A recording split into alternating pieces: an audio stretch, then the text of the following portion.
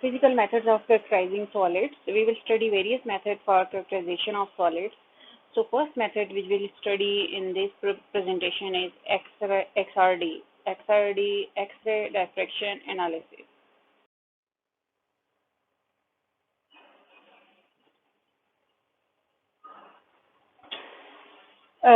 There are a vast array of physical methods.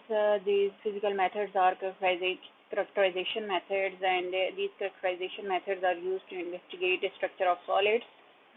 And each technique with its own strength and weaknesses. Different characterization techniques have their own strength and weaknesses.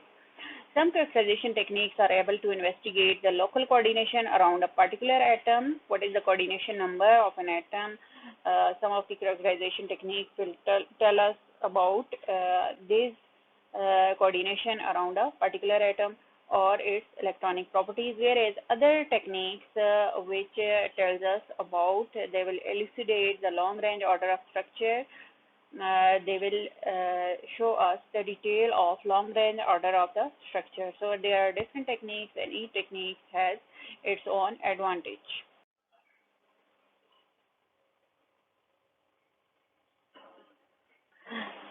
In XRD, X-ray diffraction analysis, first we will study how X-rays are produced. An electrically heated filament, usually tungsten, emits electrons. Here is a beam of electron which is fastly moving, and this beam of electron is produced by a heated tungsten filament. These electrons are accelerated by providing a high potential difference, that is 20 to 50 kilowatt potential difference is applied, and due to this potential difference, these electrons will be accelerated and they will move towards the metal anode. Metal anode, here this is metal anode and here is water. So metal anode is cooled by water.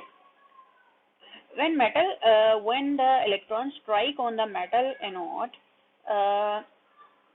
the anode emit a continuous spectrum of white X-ray radiation. This is white radiation, white X-ray radiation.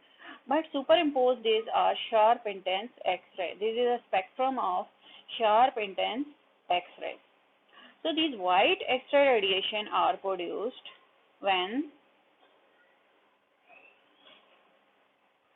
the electron which are excited, they strike to the nucleus. So when the electrons strike to the nucleus, the emitted radiation will be white radiation. That are not very much intense radiation, and is in the spectrum of the X-ray. This will be shown here.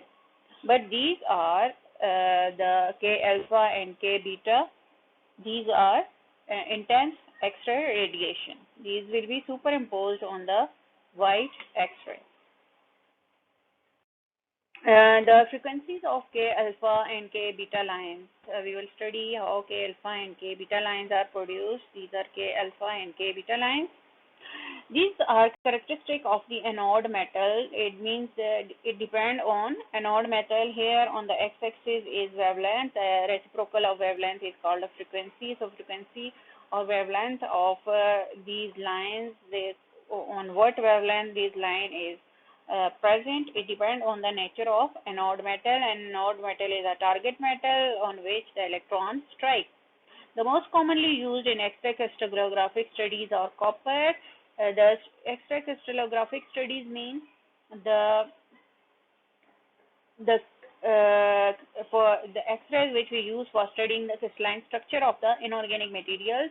So the anode metals which are used are usually copper or molybdenum, and they have K alpha value at 154.18 picometer wavelength and K beta at 71.07 picometer respectively. Mean K alpha line is formed at longer wavelength and K beta line is formed at shorter wavelength. Here the example, in this example, the K beta line is formed at 1.4. What is the unit? Units are cutted. And K beta is formed at the wavelength of 1.6.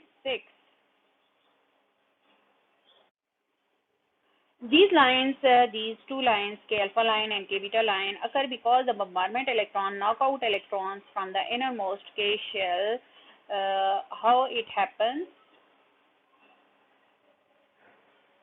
For example, this is a nucleus, this is K shell, and this is L shell, and this is M shell.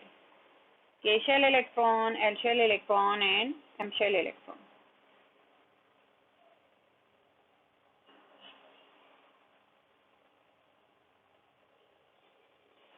So when these electron which are bombardment on an odd metal, these are the electronic arrangement of an odd metal. So when the electron strike on the K shell electron is ejected from the K shell. In the K shell, a vacancy is generated. To fill up this vacancy, either electron from L shell come down and fill the vacancy in K shell, or either electron from M shell come down and fill the frequency. If electron from L shell come down and fill the frequency, then the X-ray will be generated. When the electron come here, the X-ray will be generated, and this X-ray will be of K alpha line, that is this line. And when the electron from M shell, it come in the K shell to fill the vacancy, then the characteristic X-ray which is generated will be K beta line.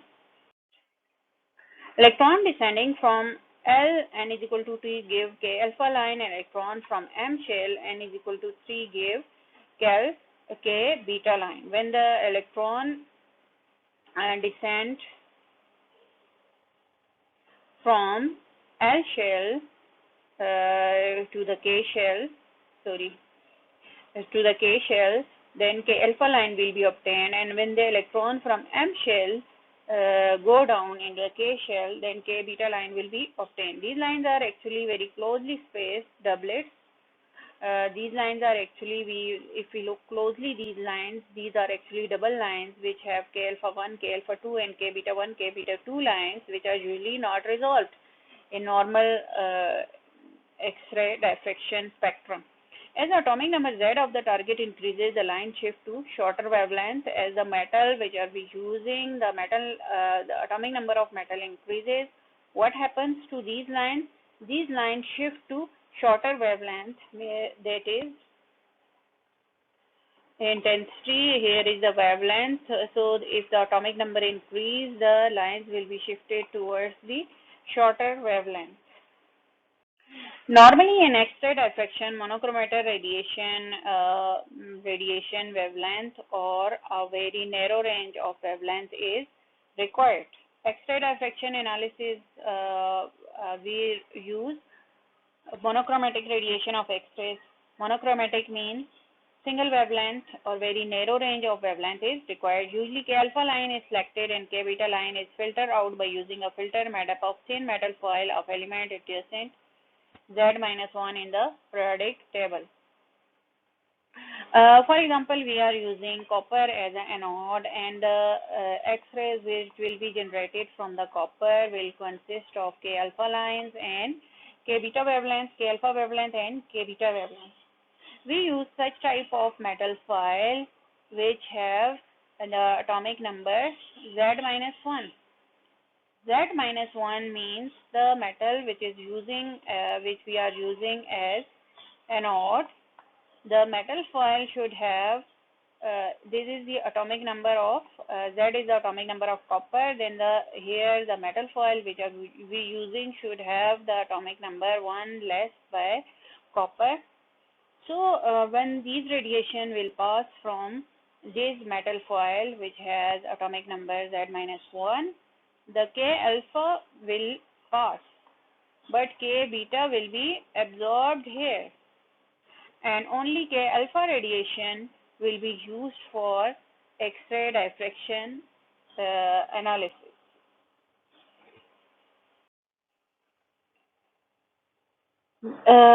First, we have studied how X-rays are generated, and now we will study how X-ray will be diffracted.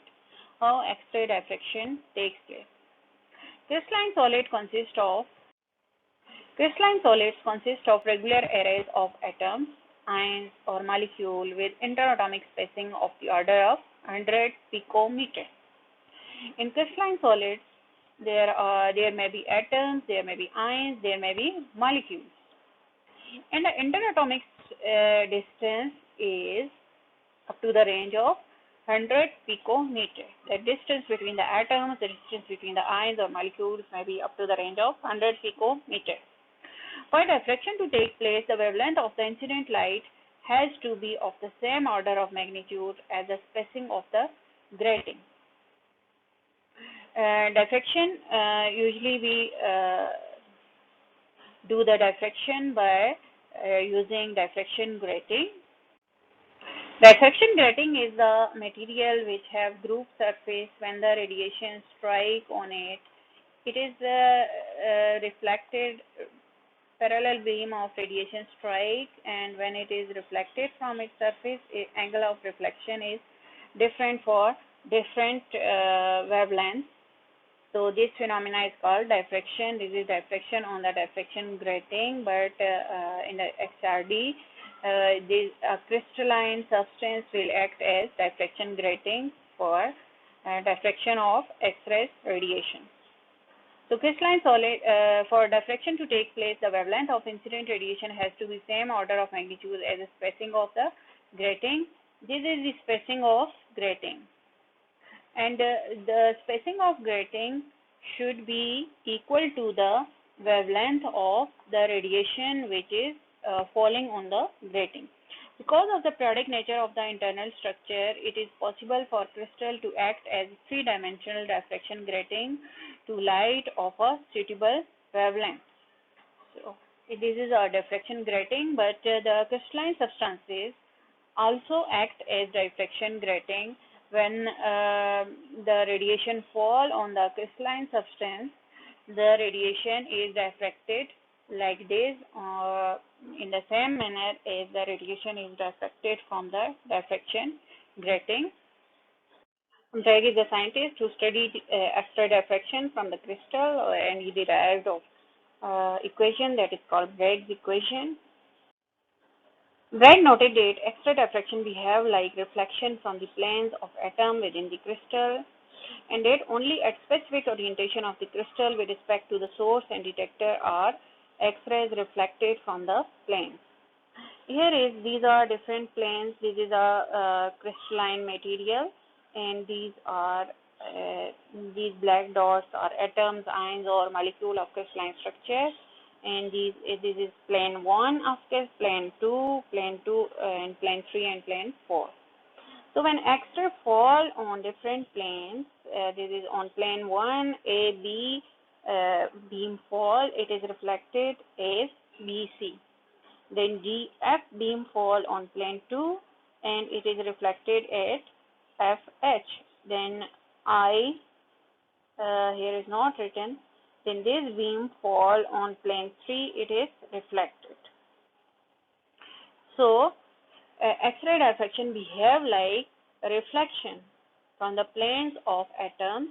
This is as a reflection. This is not like a reflection as reflection from mirror, because in the reflection from mirror, the angle of incidence is equal to angle of reflection. But here is not the case. Angle of incidence is not always equal to angle of reflection, because it is diffraction. Radiations are scattered.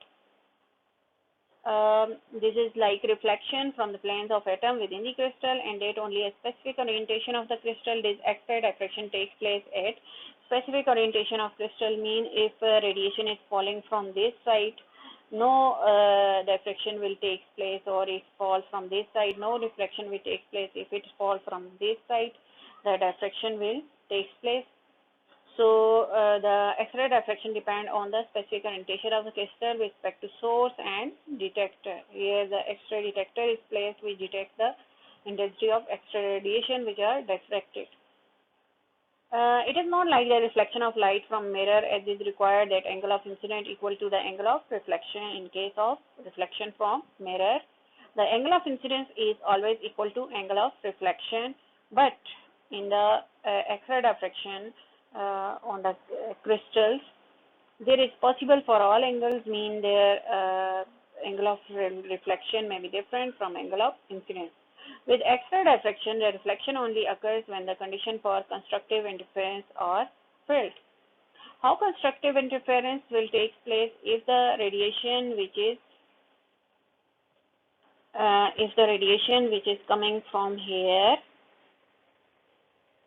it is in phase with the wavelengths which the radiations are in phase to each other, there will be constructive interference.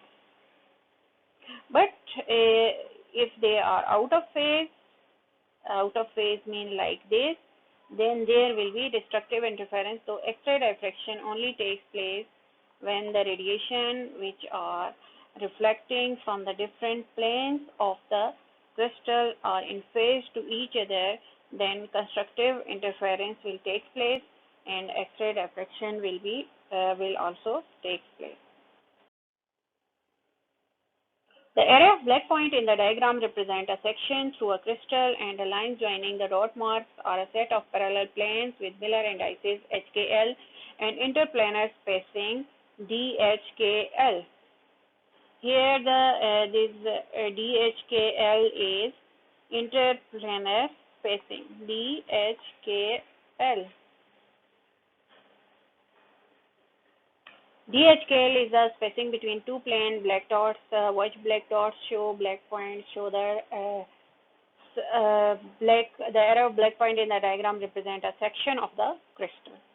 And line joining these black dots show up parallel planes, and these parallel planes have Miller indices HKL values, and the spacing between the different planes is DHKL. A parallel beam of monochromatic X-ray ADI is incident to the plane at an angle theta HKL. Where is this radiation? This is ADI means three beams which are parallel to each other. They are falling on the crystalline structure, incident on the planes at an angle theta HKL. Here the angle is theta, there is angle of incident HKL. The ray A is scattered by the atom at B, and the ray D is scattered by the atom at F. Here the B scattering at point, the ray A is scattered at point B, and the ray D is scattered at point F. For the reflected beams to emerge as a single beam of reasonable intensity, they must reinforce or arrive in phase with one another. We have seen previously that if there is constructive interference, the beams should be in phase to each other, and then reflected beam would emerge as a single beam of reasonable intensity. A single beam of, they will reinforce each other, and single beam of very high intensity will be obtained. They will reinforce or arrive in phase with one another, and this is known as constructive interference. And for constructive interference to take place, what is the condition? That the path length of interfering beams must differ by an integral number of wavelengths. Integral number of wavelengths mean n lambda. Path length of the two beams means the first beam has this path and second beam has longer path. There is a difference between the path of two beams. So this difference between the paths of two beams should be equal to an integral multiple of wavelength. So if such condition is fulfilled, that the difference of path length is equal to integral multiple of wavelength, then there will be constructive interference, that the two diffracted beams will reach in phase to each other. The beam ABC, which is reflecting from first plane, it will travel less distance. Its path length is smaller as compared to the beam D, FH, which is reflected from the second plane. It will cover more path length. So this BE and BG are the perpendicular which are drawn, these BE and BG are drawn at right angle to the beam. Okay. Then the difference in path length will be equal to this sum, that is EF plus FG. EF plus FG, this is equal to the difference in path length of the two means. Because the R other length are equal, only this length is greater for the second mean, that is EF plus FG. And we know that EF plus EF length is equal to FG. Difference in path length is equal to EF plus FG, and EF is equal to FG we know from the diagram, and it is equal to D sine theta. Because here a right angle is formed, and this distance is, this perpendicular distance is equal to DHKL. This is the perpendicular distance between the two planes, DHKL. So this distance is D, and then sine theta. Here the angle which is formed is theta. So here is the also the same angle theta. So the this one side will be equal to D sine theta because it is perpendicular.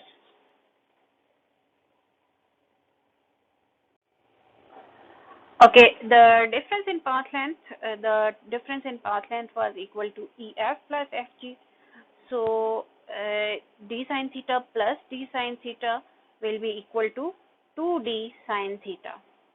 And this must be equal to an integral number n of wavelength. If the wavelength of X-rays is lambda, then this path difference should be equal to integral multiple of lambda for constructive interference to take place.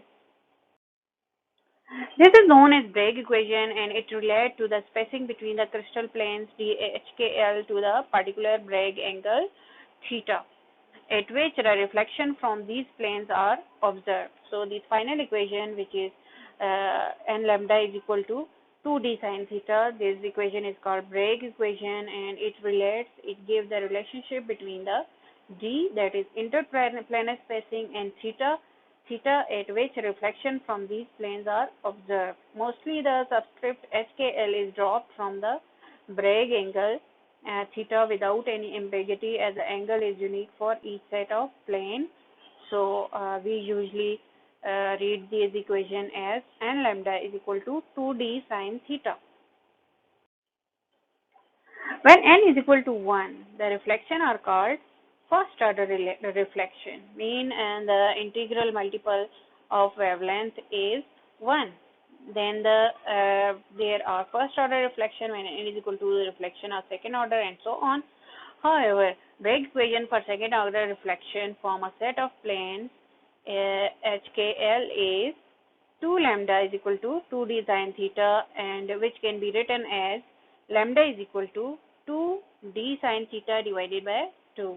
By rearranging this equation, we obtain this equation. Equation 2.3, this is equation 2.3. It represents the first order reflection from the set of plane with interplanar spacing d by 2. This is because the lambda is 1 lambda, so n is equal to 1 here because we have transferred 2 here.